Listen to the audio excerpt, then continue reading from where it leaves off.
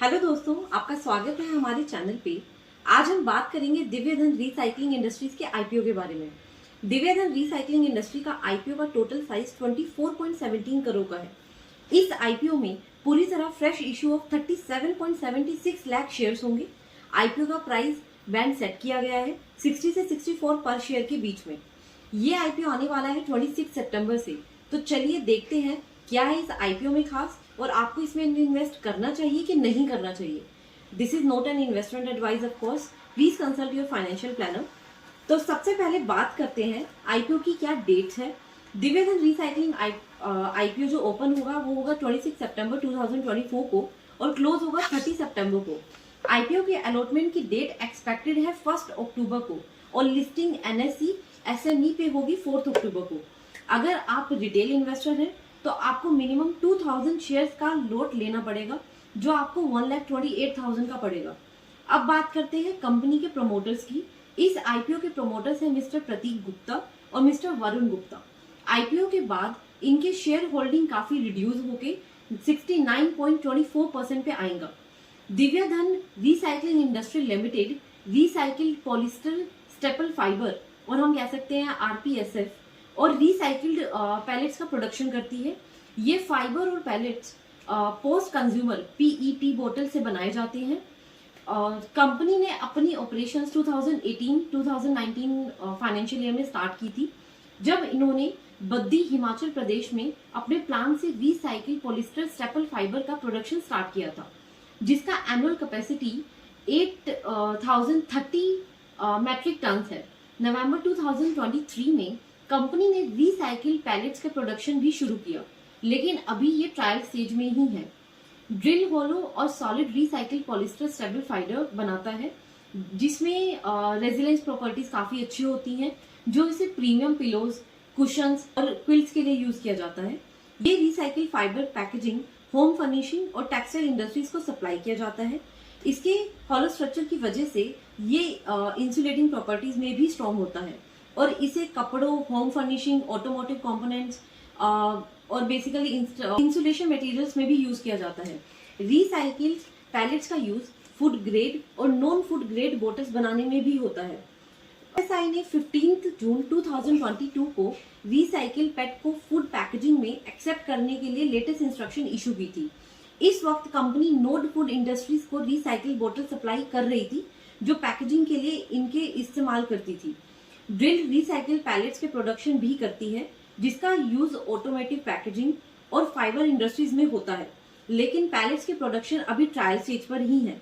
Company अपना raw material post consumer पेट बोतल को जंक कलेक्टर से सोर्स करती है जिसे रिसाइकिल करके फाइबर और पैलेट्स बनते हैं। 31 अगस्त 2024 तक ड्रिल के पास 83 फुल टाइम एम्प्लॉयज और 23 एडिशनल कॉन्ट्रैक्ट वर्कर्स हैं। फाइनेंशियल परफॉर्मेंस के फ्रंट पे पीछे 3 फिस्कल्स में कंपनी ने टोटल इनकम और नेट प्रॉफिट काफी कंसिस्टेंट रखा है। फाइनेंशियल ईयर 2022 में ₹59.02 CR का टोटल इनकम और 0.53 करोड़ का नेट प्रॉफिट रिपोर्ट किया है। फाइनेंशियल 2023 में ₹58.16 करोड़ का टोटल इनकम और 2.16 करोड़ का नेट प्रॉफिट दिया है और फाइनेंशियल ईयर 2024 में 59.13 करोड़ का टोटल इनकम और 2.38 करोड़ का नेट प्रॉफिट पोस्ट किया है। टॉप लाइन तो लगभग स्टैटिक है, लेकिन बॉटम लाइन में फाइनेंशियल ईयर 2023 और 2024 के दौरान सिग्निफिकेंट ग्रोथ देखने को मिली है।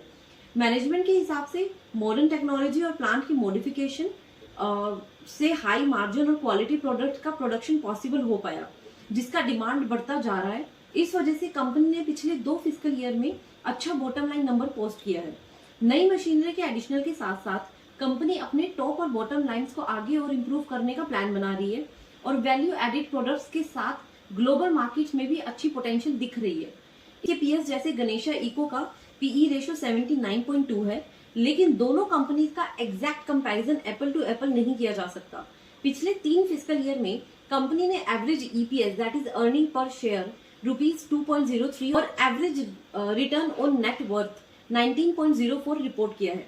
इस आईपीओ का प्राइस टू बुक वैल्यू के हिसाब से 13.06 का एनएवी नेट एसेट्स वैल्यू पे 4.90 टाइम्स है।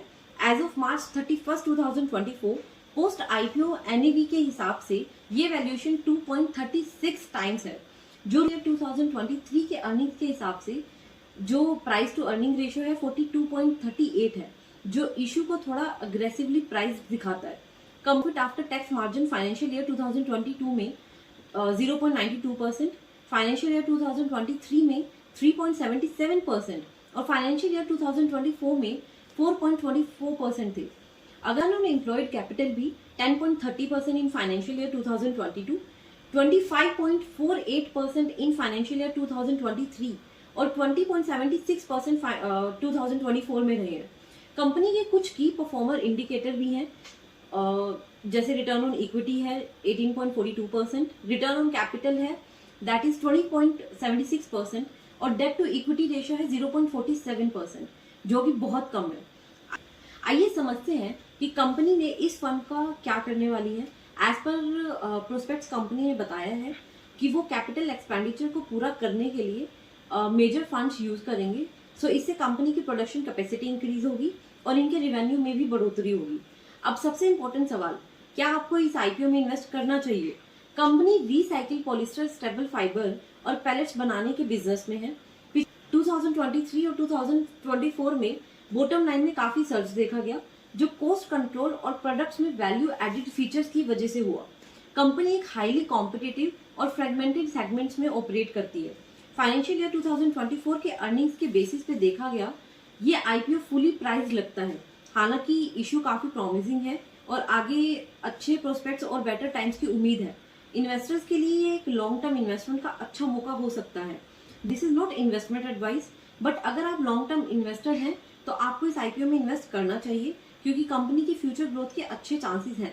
लेकिन शॉर्ट टर्म गेन के लिए आपको ये आईपीओ थोड़ा रिस्की लग सकता है।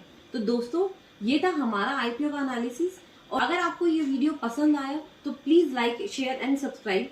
मिलते हैं नेक्स्ट वीडियो में, तब तक के लिए हैप्पी इन्वेस्टिंग।